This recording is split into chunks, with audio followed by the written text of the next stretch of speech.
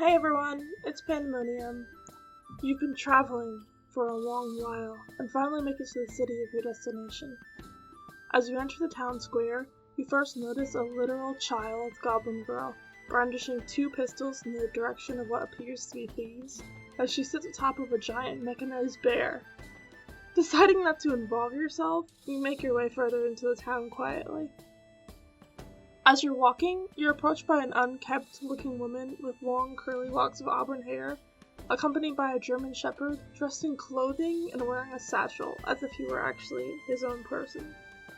The dog is pulling at the end of her leaf-like cape, as if to say, "Let's keep going," and she's speaking to you so fast you can barely understand what she's saying.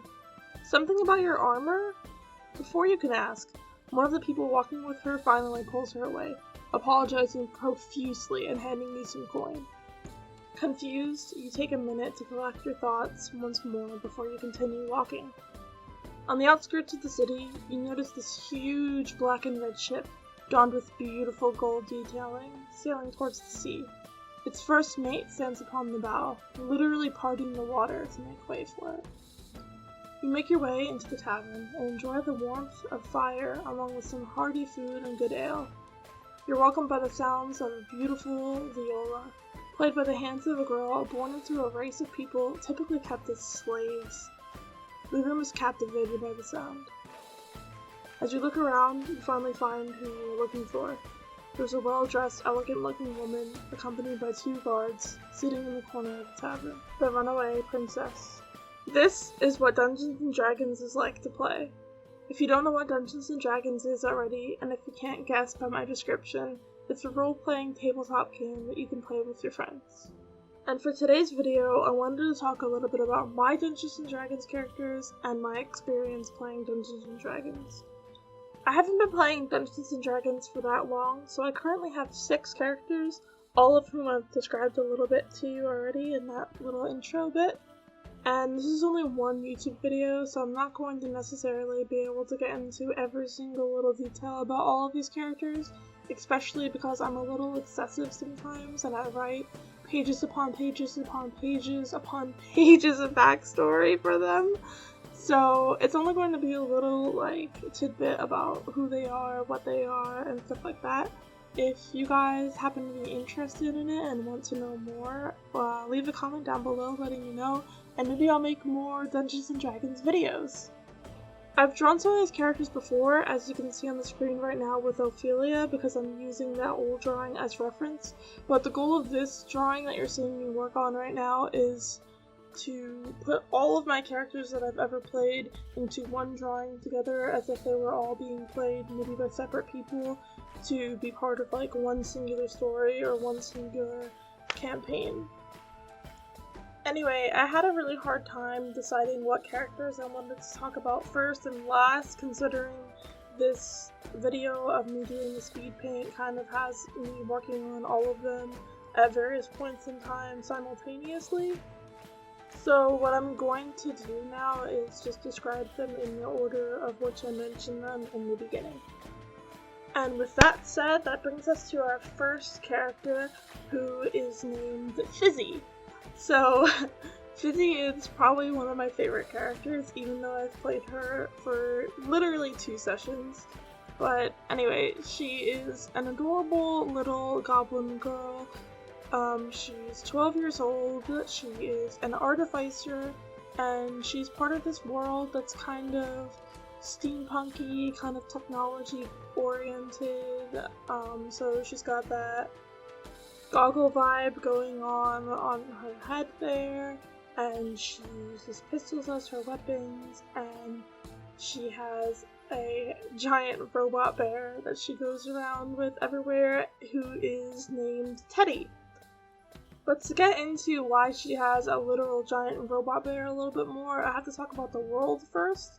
So basically, the world that I created Fizzy to be a part of is a world where demons have been taking over a lot, so this government formed a safe zone sort of area where they watch over and control The only problem is that they aren't exactly the best themselves. They're pretty corrupt, they're pretty terrible, but you know, at least people who live within their walls are safe from the literal demons.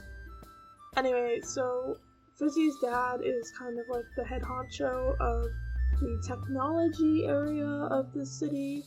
He is never home because of that, because the government wants to keep this work secret, as they are, in fact, working with human experimentation currently. Fizzy doesn't know that, but that's why her dad's not around that much, and currently we don't even know if he's actually alive or not still, because she hasn't seen him in a long time. So where does the bear come into all of this? Well, Teddy is a bear that her father created for her to protect her and watch out for her when he wasn't around, since he knew that his work was going to be very demanding of him. He started out as like a little stuffy animal who basically just like had basic defensive mechanisms and like a camera installed in him to like watch out for danger. But since then she has ridiculously modified him and turned him into this powerful beast that could easily terrorize cities.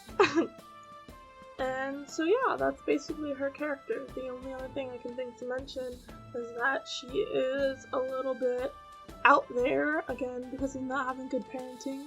She does cuss a lot from literally being a child.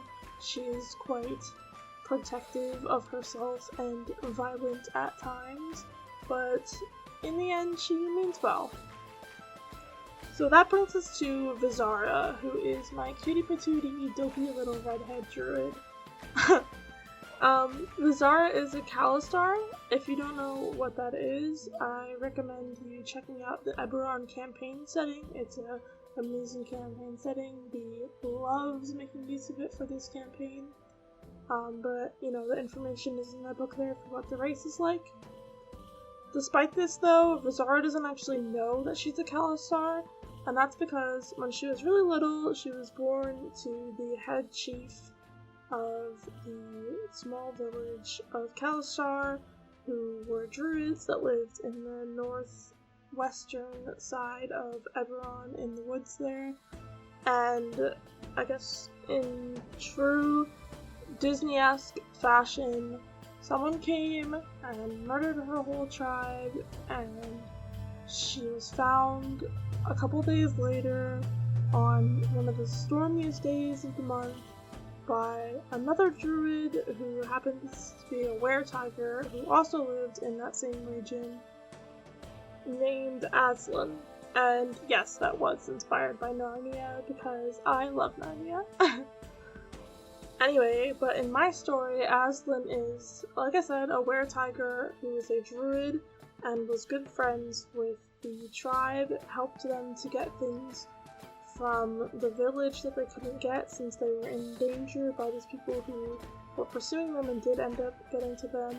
And because he knew all of this and was in close ties with them, when he finds Vizara, he ends up taking her in and raising her as his own, never telling her about her true origins, because he feels as though being ignorant is safer for her than knowing the truth. His hope is that her being ignorant will keep her safe, basically. And funny enough, ignorance is pretty much the whole point of this character. She is a bit of a dope.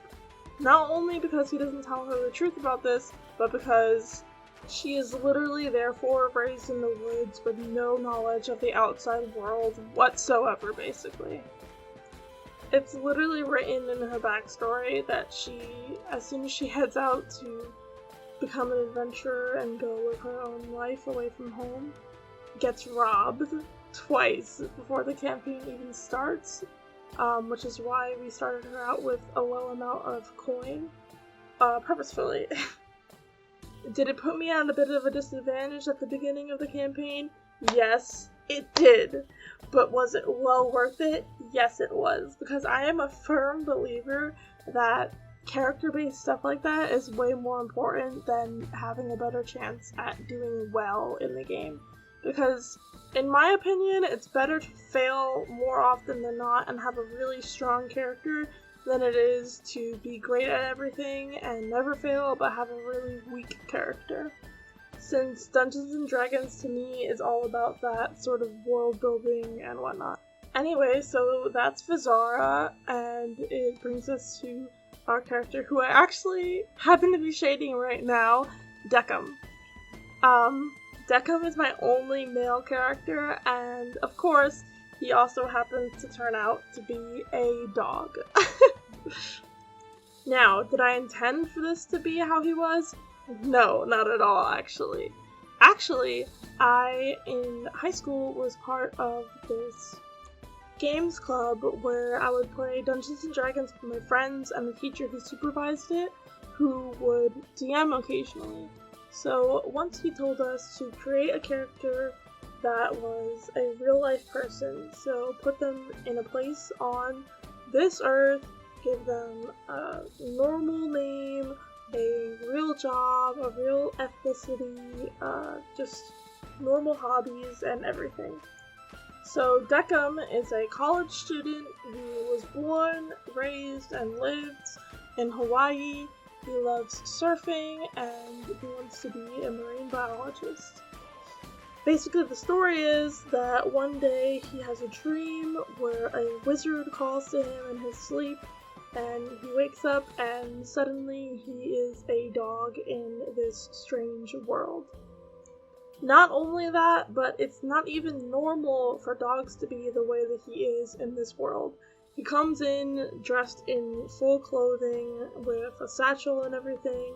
Yes, I did not draw that because I don't draw animals that much and it's hard, but you imagine it because that's how it's supposed to be.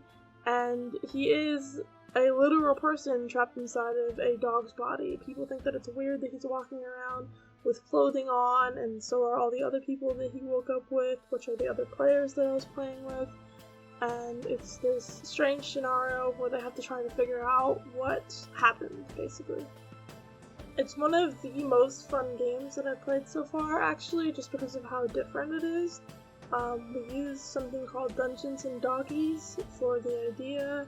The stats that he has and everything are all based off of the character sheets that are given. So he is the German Shepherd Druid one, because I was obviously given the Druid because everyone knows that I love to play Druids after I fell in love with it playing Vizara, but he is the more shapeshifty based one, whereas she was the more magic based one. So that's about it for Decca, which brings us to the character who I'm also now coloring. Her name is Azura, and she is basically just a Ganassi pirate. She's not one of the characters who I created an extensive backstory for. I just thought it would be cool to play a Ganassi because they have elemental-based powers, and I thought it would be cool for a water Ganassi to be a pirate. That is the whole basis of her character. She was raised by a crew of pirates because she was abandoned and left out to sea and found by them, and that's about it. That's who she is. I love her still, despite being one of my least complex characters though.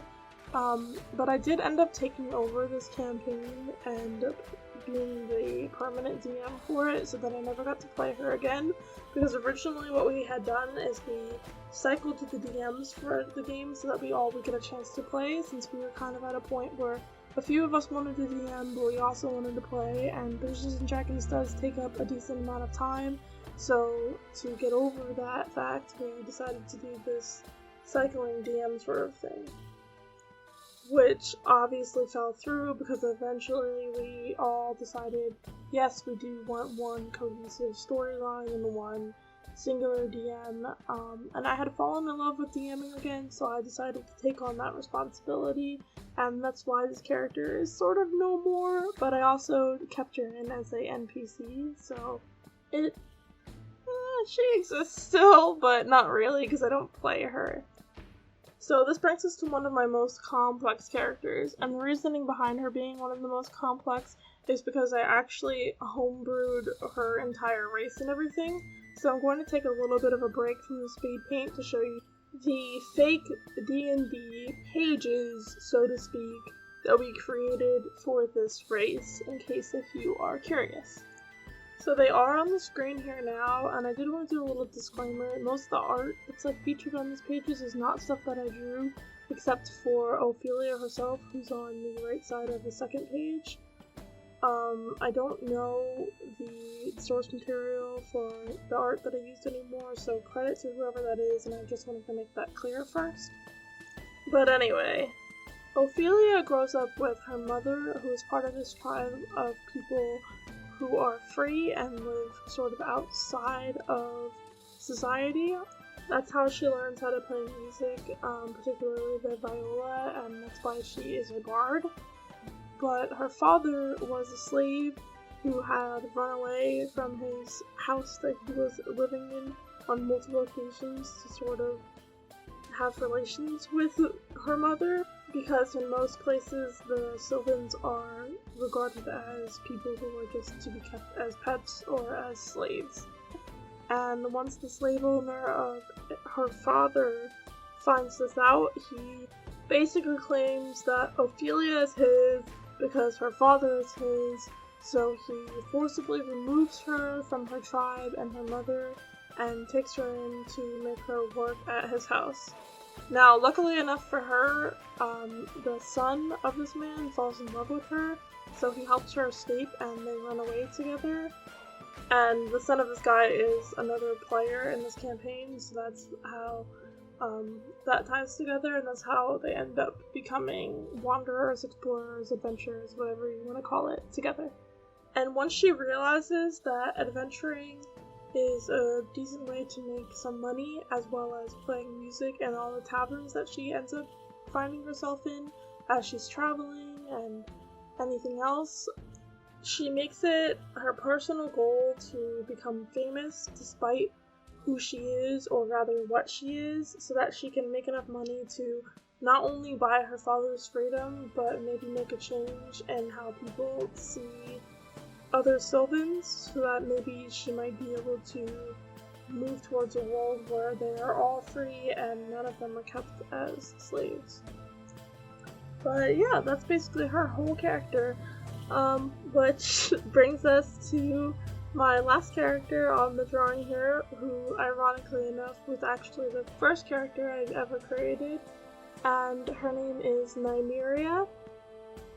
It's based off of, if anyone likes Game of Thrones, Arya's wolf.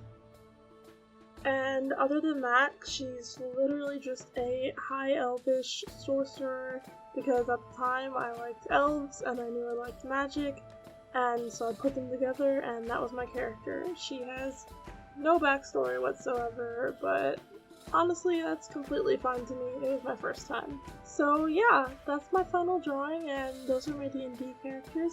I hope you guys enjoyed learning a little bit about them, and a little bit about D&D maybe. If you like this video, don't forget to like, comment, and subscribe, and if you want more videos like this, don't forget to comment down below to let me know. Thanks for watching, and I'll see you next time!